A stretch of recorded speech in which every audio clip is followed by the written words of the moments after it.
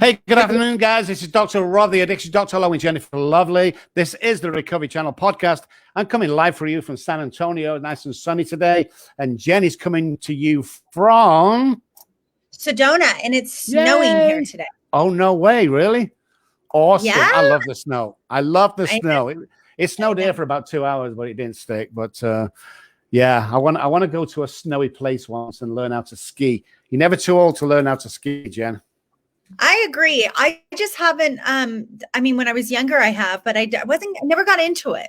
I always played sports, and if I got hurt skiing, then I couldn't play sports or do my job or whatever the thing was. So, anyways, but we played in the snow on Friday, and that was really fun. And so, yeah, we had a winter storm coming in. I have to tell you though, after this, I'm ready for some weather again. Yeah. You might have to take another trip to Texas. I might.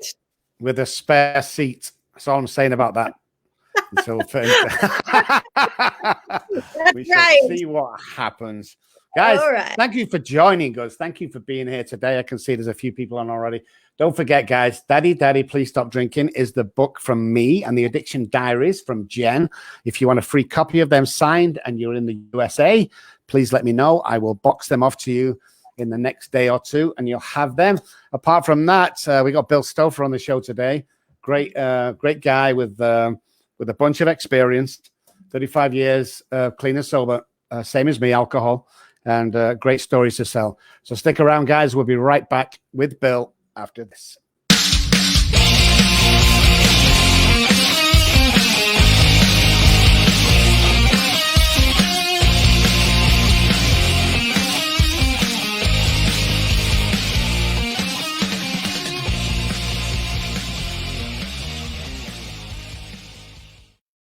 Welcome back, guys. This is the Recovery Channel podcast. My name is Dr. Rob Kelly, the Addiction Doctor, along with Jennifer Lovely. Bill Stauffer's on the show. Good afternoon, Bill. How are you doing? I'm doing great. How are you today? We're doing good. We're doing really good. It's everyone thinks that me and Jen are sat in the same studio sometimes, but we only met a couple of months ago, and we do this show twice a week. So, yeah, we're doing really good, Bill, really good. So tell us something about yourself for our viewers. Well, you had mentioned I'm a person in long-term recovery. It means to me I haven't had to use a drink or a drug since I was 21 years old. I call myself a formerly young person still in recovery, and I've just tremendously enjoyed the journey and the kinds of things that I've been able to do. So I'm just great. I'm just glad to be on here on your show today. I love that. So what are you able to do today in recovery that you weren't able to do when you were using? Wow, what a question. You know, I didn't think that I could live life without drugs and alcohol. And it does run in my family. And I've lost 2 family members to it. But, every single thing that I do now in my life are things that I did not think are possible. Even being here on your show and talking publicly to people would have scared the death out of me before. The kinds of things, I'm an educator. I teach social work at a university here in Pennsylvania. I run a nonprofit.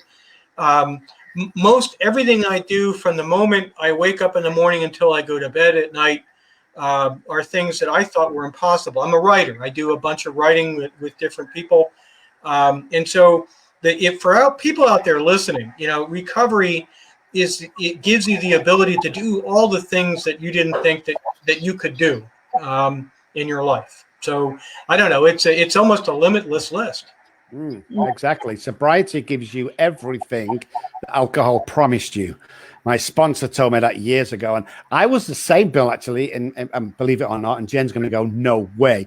But when I couldn't speak to nobody, I was the guy that if you pointed in a meeting or college to go, hey, what do you think? I'd go bright red. I won't be able to speak, and all of a sudden in recovery, it's like the doors are open. You can do anything you want as long as you put your mind to it. Where did it all start for you, Bill? When did it start or stop? With the alcohol. Yeah, when did the alcohol abuse start? Well, so I actually started other substances too at age 11, and people hear that and they think, well, what was wrong that you started at such a young age? And it was really simple. I came from a decent family, but I was hanging out with older kids, and the very best way for the older kids to keep the younger kid from telling on them is to have the younger kid use too. So I made the decision to smoke pot. That's where I started with an 11-year-old brain, and the people that brought me along, they made those decisions with a 15-year-old brain. And that's really common in addiction. Like, I wasn't making a conscious decision, oh, I'm going to embark on a life of using drugs and alcohol. I just wanted to hang out with the older kids. That's interesting. So what did the older kids give you that you couldn't get on your own or with kids your age? Well, I mean, I just wanted to hang out and be like the older kids. So, you know, they started smoking pot and I didn't really think about it. So I did too. And then once I did what a lot of young people did. I took it to school and shared it with all my friends. I mean, addiction is kind of like a communicable condition, you know, and we need to think about it like that. We also need to think about recovery like that too, because recovery spreads as well. Yeah, for sure. Yeah, it's contagious. Contagious, absolutely. I know when I recovered from the disease of alcoholism, which just means of getting one's health and state of mind back, people started to change around me, and the gifts are just limitless. That I've lost count how many times I've gone into a meeting and someone said, "Do you remember Rob from like 25 years ago?" I'm like, "Not really." "Oh yeah, you said this, and I'm 24 years sober." And you think, how many people are we affecting with this? You know, it must be millions with the ripple effect. You know, it must be phenomenal. I always ask this question because I'm really intrigued, because it happened to me. When you took that first drink, okay, that first drink of alcohol, not the marijuana and stuff, how did you feel? Did you know it was an instant like gift or gold or whatever it may be, or was it just gradual, you grew into it? So my first sip of alcohol that I recall, I think I was a little bit younger, and I had a grandfather who, I come from an Irish background, and it was Drambuie, and I had a cold. Oh. Here, kid, try this. You know, it'll help your throat. And I like, as you can hear me now, I recall that as like something I really, really liked. And addiction, including alcohol, occurred very, very rapidly with me. So I ended up with a high. If you have I have a clinical background, so I've run residential and outpatient programs and things. So like I had a very rapid onset of tolerance, which is not a great sign for having a substance use disorder. No, it's not actually. Yeah. I was actually just talking to my mom the other day about how she said, I literally thought that you were born without nerves because my pain tolerance was so high. And although I don't check in as an addict in terms of alcohol or drugs, my children are my qualifiers, and that I have other disorders. But I think that high pain tolerance or that low pain tolerance for alcohol is the thing that really like it's a roadmap for the rest of your life. And I actually want to step into this conversation around pain tolerance and isolation. Mm-hmm. So we're in the middle of a pandemic and we have an opioid and drug and alcohol epidemic right now. And there's a lot of isolation inside the world of drugs and alcohol. And there's a lot of isolation that we're all experiencing right now. And knowing that you had that tolerance, that level of tolerance, what can you begin to talk about, and what does it bring up for you around the state of our world that we're in right now? You know, it's a really complex issue, and I've had a couple opportunities to write and talk about this, including with Bill White, who's a well-known writer in the recovery space, and testify in front of our Pennsylvania General Assembly about the impact of COVID-19 on the recovery community. And it has been dramatic. But, you know, I will say for me personally, I've had to really change what I do to take care of myself in the 10 months or so that we've been in the pandemic. And I've had to pay more attention to self-care, calling people and talking to people more often who understand me, as well as self-care. Like I'm going out in the woods a whole lot more because, nature is a thing for me. I'm actually a bird watcher, believe it or not. It's a way that I can sort of slow myself down. I've been doing more of that just to make sure that I take care of myself. And I have not had to pay as much attention to those kinds of things as I have right now. The impact on our whole community has been dramatic. And in the very early days of the pandemic, I think one of the great untold stories about the recovery community is we simply moved everything online. So within a period of about 10 days in mid-March of last year, most of the recovery support networks and groups moved all of their things online. We just all did it. And that has been helpful because it has allowed people a place to go, but there are also limitations in that. And that's something that we also, I think, have to have conversations on. Well, it is. I'm sorry, really quick. No, it's okay. And the thing that Dr. Rob and I have been doing is, luckily, we've been doing telehealth long before this, which was helpful. But the thing that I notice is that people are really missing that human to heart connection, looking in each other's eyes and being able to see the movement of bodies and experience that. Can you talk a little bit about what you're experiencing out there? Yeah, and it's exactly what you're saying. And actually, I've done training on telehealth with peer recovery. Actually, I did in person down in San Antonio with your San Antonio recovery group about 2 years ago. And I say this. When I was coming to terms with having an addiction problem, and I had a lot of remorse and a lot of shame, and so when I was able to go into a room of people, and for the first time when I said, my name is Bill and I'm an alcoholic, I was sort of looking to see whether they judged me anywhere like the way that I had judged myself. And what I found, just because I'm sitting there in the room with people, is a lot of understanding and a lot of support. And it was something that I felt as much as what was communicated to me simply by being in a room with that group of people, because a lot of human interaction is nonverbal. And so you kind of feel it. Telehealth, we lose that. And so, I think we have to be careful about that. I've done a lot of discussion with people on this. It seems like people fall into two groups. One, people are really liking peer services through telehealth because it's convenient. They don't have to travel. They can connect on. You could get on a telehealth in Italy or Scotland, or you can sort of meet with people that you wouldn't normally meet, or others who miss that personal interaction. Yeah, I think it's important. A lot, especially kids. I've got 5,000 friends on Facebook, and it's basically just plugged to the wall. Is what you are, my man. We need that concept, and that's where the fellowship comes in as some 12-step programs. It's very important that we're mixed with like-minded people all the time.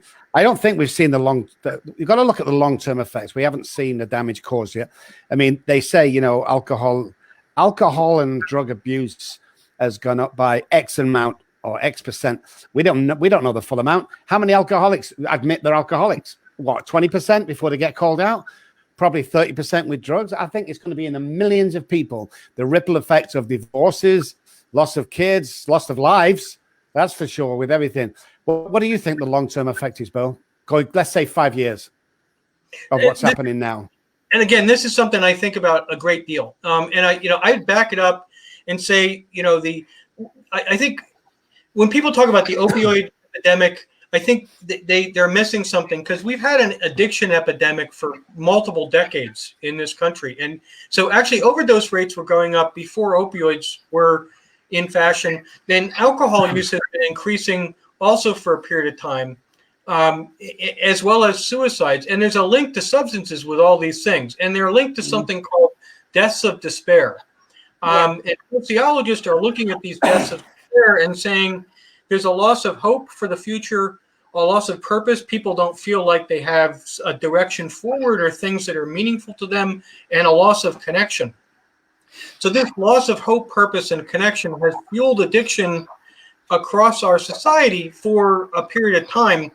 Add in the pandemic, and all of those things are really exacerbated. Like they increase, that we're more isolated. People have less hope and less purpose. And so, like here in Pennsylvania, we saw alcohol sales go up 55% in the early stages of the epidemic, or rather in the pandemic. And we do definitely know that people are drinking more, people are using more.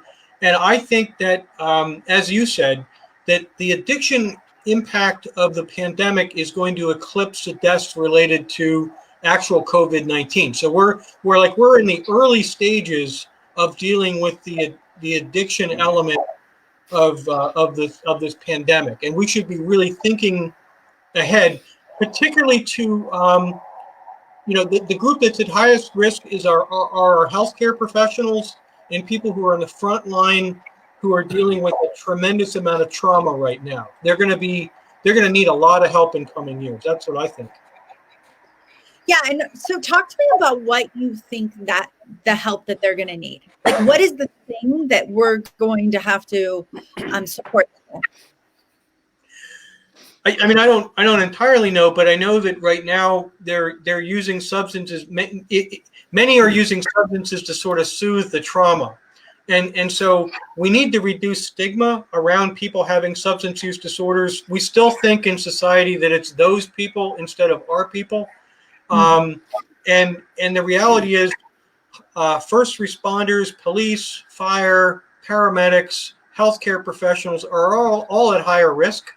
And the conversations need to occur there so that there's an acknowledgement that these are risk factors. And then we need to gear up to have the right kind of services and support for them. And we simply haven't done that. Yeah, that's crazy. Guys, Bill Stauffer's on the show. We'll be right back after a word from our sponsor.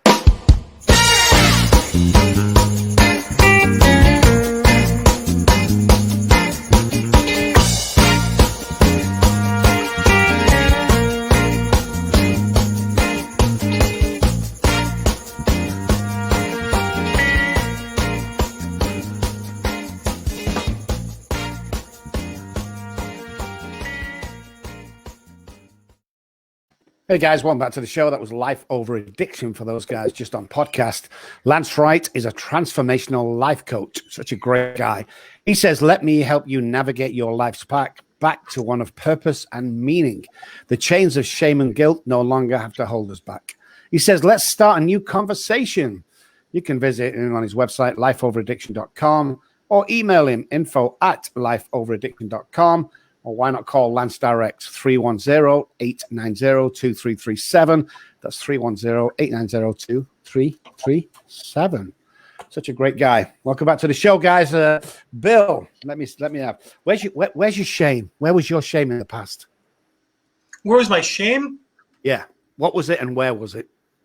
Well, I think having a problem, and so, I recognized fairly early that when I used, it was not like how other people use. So, the story I tell is that I sort of made a list of people who seemed to be able to use like I did and didn't get in the trouble that I did. So, like, I thought there was something wrong with me as a person that I ended up in blackouts and getting into trouble that I had not intended to get into. And so I thought there was a character problem, like I had some kind of character problem, that this was happening to me. And I felt very badly about that.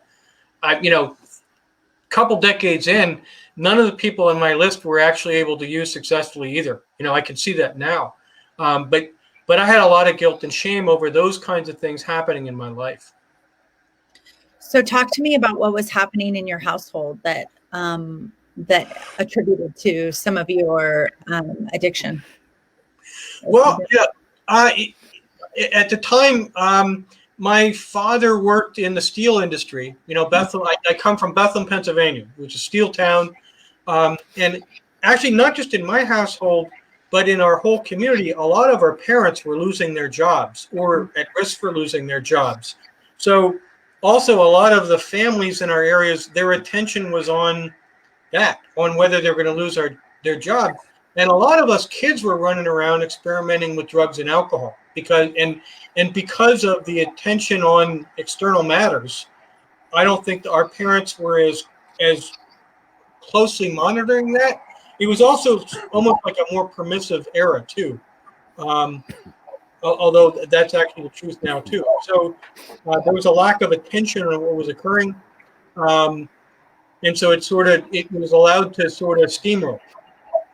Yeah. Oh God. Yeah. I could imagine. So I've studied the brain for 27, 28 years. Neuroplasticity is the latest thing that I study. And I work with loads of alcoholics. We both do, me and Jen. I want to ask a question, but before I do, let me just tell the guys listening.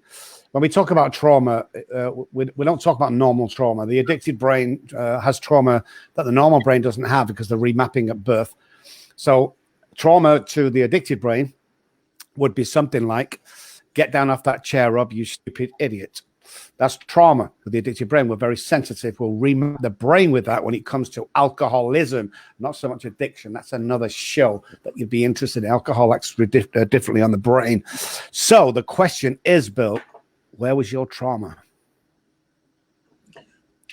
Well, I think some of the trauma from experiencing addiction and waking up in places that I had not intended to be in or with people I didn't intend to be with was really traumatic for me, and just not knowing with any predictability what was going to happen to me. And so when that happens with people with addiction, it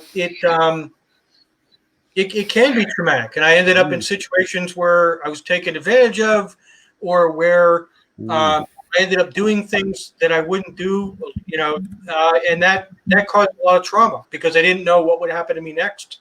Because addiction is when I took the first drink or the first drug, I didn't know the next thing that would happen. Mm-hmm. Yeah. And so talk to me a little bit about how your parents dealt with your addiction. I mean, you were pretty young at the age of 21 when you got sober. So, how did they get the help that they needed? I mean, the short answer is they didn't. I think that they didn't fully recognize what was going on. And probably because there was a sense that, and you'll see this attitude in society now too, is that there's a sense that young people will do what young people will do. And so they didn't actually see everything that was going on. They saw maybe 10% of it.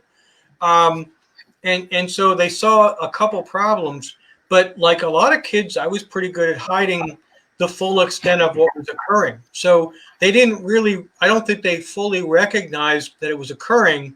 And I would have to say that my story might be a little atypical because it wasn't an intervention from my family that led me to get help. I actually ended up getting a DUI and recognizing at that time, because there are other people around me with substance use disorders, that I was as bad as they were. And I was, 21 years old, and it was only going to go downhill from there. So they didn't fully recognize what was occurring with me. Hold on, Rob. That is such a bummer.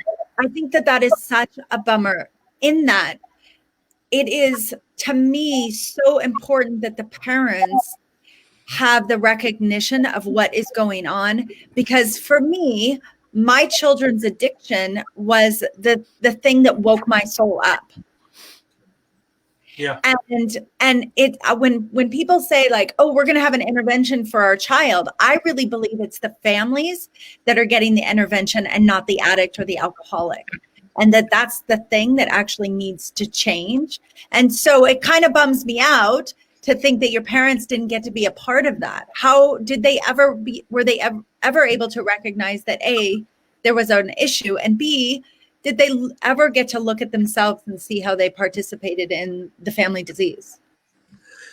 Well, I think you're right. Absolutely. In families that can do that, that is a really critically important part of healing.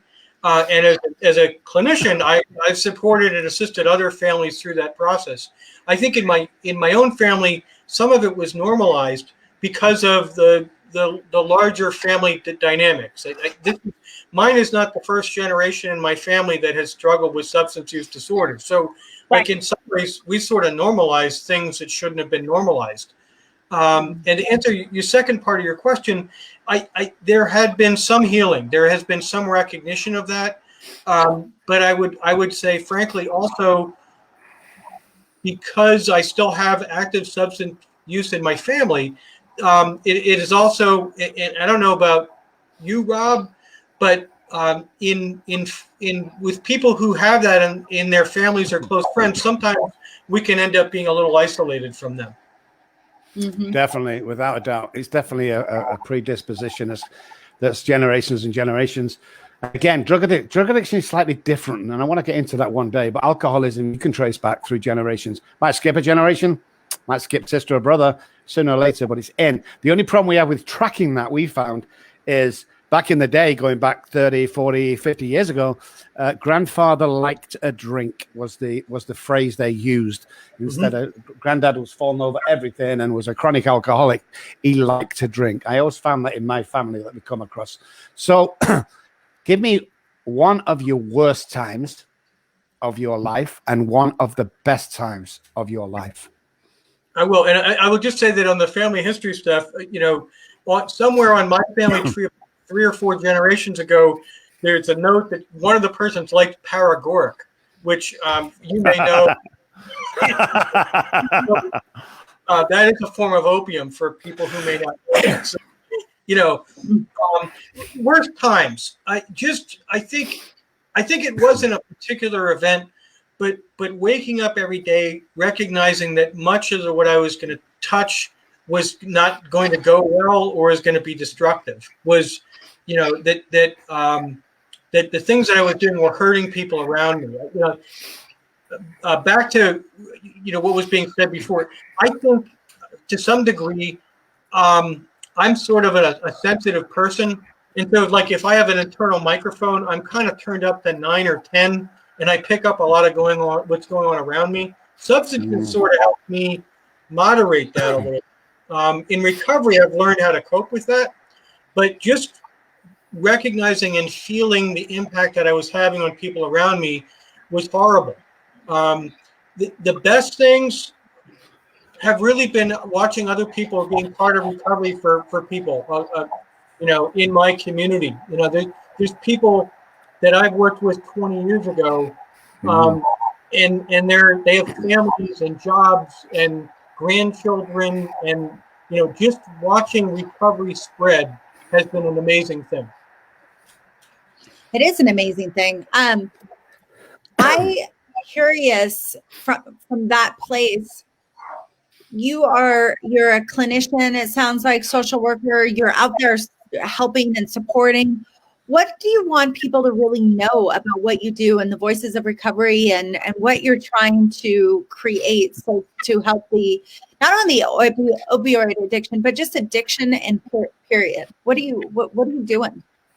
So the first thing is, my background is running like traditional treatment services, like residential and outpatient. Currently, I run our statewide recovery community organization, and that's about strengthening recovery across our communities. And, I was talking about those deaths of despair and loss of hope, purpose, and connection. The real lesson about recovery, and if you guys have studied resilience, this, is that connection to other people is tremendously important for growth. We know that recovery happens in community, that people recover together, and through the things like development of recovery capital. So if you're surrounded by, if you happen to be in a community where there's a lot of active recovery, your chances of getting into recovery are earlier in life are better, and your chances of staying in recovery are greater. So that's what our work is. We're trying to strengthen recovery efforts across the state of Pennsylvania, and I've actually been involved with some stuff nationally to do that as well. So what I would want the public to know about is we want to think about recovery greater than providing like a simple service, but actually strengthening recovery efforts in our community so that people can get into recovery earlier and stay in recovery more often. I love it. Absolutely love it. Guys, Bill Stauffer is on the show. Give us 2 seconds. A word from our sponsor. We'll be right back.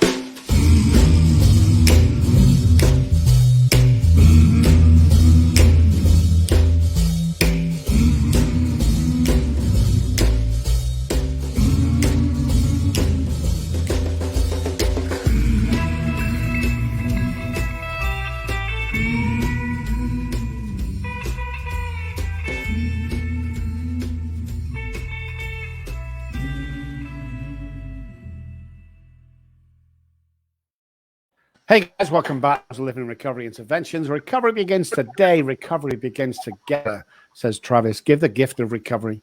We love Travis. We're both good friends of his. Jen met him last week. Talking about a guy that went from Xanax seizure to a car crash at 120 miles an hour. He says, if a loved one is in trouble, call him 801-573-4188 or visit the website livingrecoveryinterventions.com. And remember, guys, recovery begins today. Recovery begins together. 801-573-4188. They did a test. I always go back to this with mice some years ago, and they had 10 mice, and they put them in individual cages, and they got a water dispenser and a water and cocaine dispenser, and 9 out of the 10 mice took the cocaine every time, which was, everyone knew that was going to happen. Then they took the 10 mice and they put them all in the same cage, and the same dispensers were done.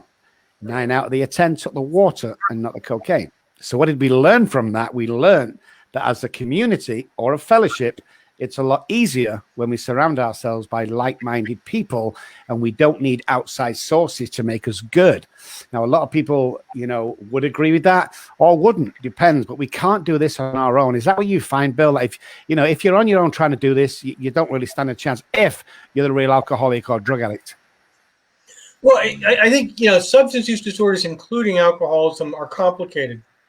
We know that there's a genetic component to this, although it's not a single gene. So, we think of it, more as on a continuum, like a spectrum kind of condition. But if you have severe substance use disorders, your chances of recovering alone aren't very good. If you have a less severe version, and we're not really great at measuring any of this yet. So, as a clinician, I'm more likely to consider someone having a severe form because we don't know whether it's a more moderate form and they're not as far along, or whether they're severe and they just haven't gone that far. Is that the best chance of people getting into recovery are the right kind of services, and then connecting them with recovery with the community. And I'm really curious about today in COVID.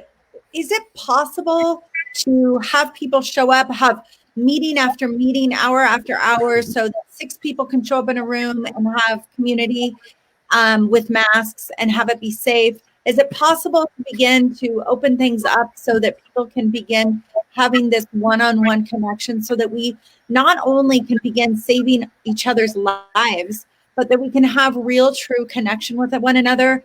Because it just feels like that's one of the things that I hear is, I don't want to go on those meetings, Jen. I don't want to go on those meetings because I don't feel connected.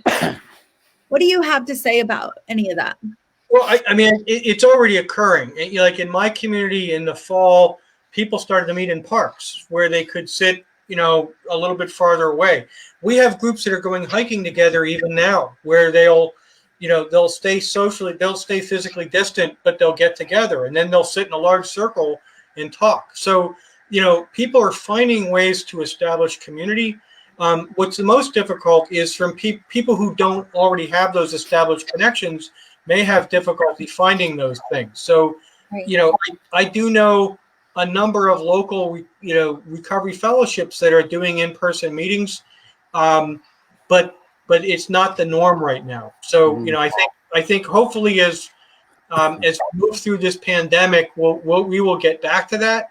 Not saying that telehealth isn't good. I think it will be great to augment things, but that personal connection is vital. Yeah. Yeah, definitely. It is going forward. And is it going to get worse? Is it going to get better? We don't know. So, like you said, the Zoom ones are the best. We use Zoom because it's the only HIPAA compliant software out there. So Zooms are good, but we just need that. I mean, I know I do. We have a meeting every Saturday morning that's face to face, and I don't know how it'd be without that. It's great to pop on Zoom meetings. Don't get me wrong, but it's that connection, like Jen just said. It's the connection that we're missing and we can't have. What's the best thing you like about what you do today, Bill? I'm a believer in service. Somebody who is older and wiser than me said, about addiction is either I'm going to help people or I'm going to hurt them. So what he was basically saying is, if I'm not involved in service to others, I'm probably not in a great place, and I may end up doing things that aren't great in the long run. And so service in any way that I can, helping another person in the recovery, volunteering, I'm helping with the vaccine distribution and getting vaccines out to people. I'm a believer in community. So, getting outside of myself and helping another individual in any way that I can helps me get through my day. And so it is still possible to do that in COVID-19, and connect with people. But I really encourage people to do that because it's working for me. Yeah. And what do you want people to know? What is the thing that you want to leave people with in terms of how to get the help, how to continue to support yourself inside of recovery? If you're in the midst of an addiction or, addicted to alcohol or drugs or any addiction for that matter, where can they either find the help either locally in your state or generally? What do you want to leave people with? Well, one thing I would do is to just keep trying. If you keep trying, you will make it, and it may not be that you make it on the first attempt, but you have to keep trying. We also know about humans in general. Like I said, everything that I do today are things that I found impossible. The more that you challenge yourself with doing a difficult thing, the easier it gets to do. And so that's how we strengthen our lives. How to get help here in PA? We have a Department of Drug and Alcohol, and they have a 1-800 Get Help Now phone number, or they could call their local single county authorities. And generally speaking, that's how I want people to connect with our formal treatment system, but also reach out in the community. Like on our website, there are links to all kinds of 12-step fellowships and other supports out there. But more than anything else, I would tell people to keep trying because that's the most important thing. Excellent. I love that, Bill. Guys, Bill Stauffer was on the show. Such an amazing guy. Bill, I want to just recognize you for a couple of things. First of all, thank you for coming on the show and sharing your information. You're a very informational guy. And your time, obviously, is precious, and we appreciate that. Always giving back. I want to thank you as a person. I've done some research on you, and the stuff you do is phenomenal. The teams and the companies and the movements that you're involved with is very admirable. And I want to thank you from the bottom of my heart for doing that, because I know it isn't easy. I know that we hardly get any attaboys for it most of the time, and we never get recognized for it. And the human being needs a couple of attaboys, whether we like it or not. Otherwise, how do we know we're doing a good job? So I want to thank you for that, and I want to thank you for being on the show. Thank you so much indeed, Bill. Thank you very much. You guys all be safe, and everybody out there, keep doing the next right thing. The next right thing, and more will be revealed. Bill, thank you so much for being on our show. Thanks for talking real talk with us around addiction. Thanks for being honest and open about your own struggles in the addiction world and recovery. And thank you so much. And we look forward to seeing you in the community. All right. Take care. Bye.